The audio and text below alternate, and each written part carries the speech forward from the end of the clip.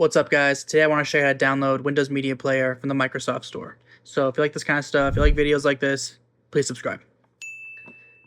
We're going to come down to our search bar.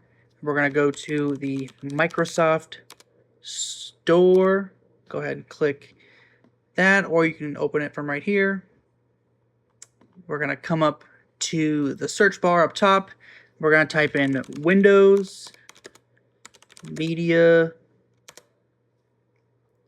hit enter, and this first ad, ignore that one, but this right here, Windows Media Player, that's our guy. We can hit get right now, or we can just click on it. It'll bring us to its main page here, and then we can hit get right here. Go ahead and click that.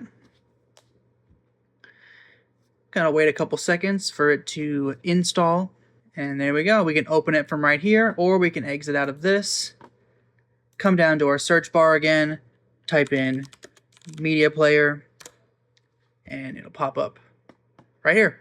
So yeah, if that was helpful, go ahead and leave a comment, give us a like, and we'll see you in the next one.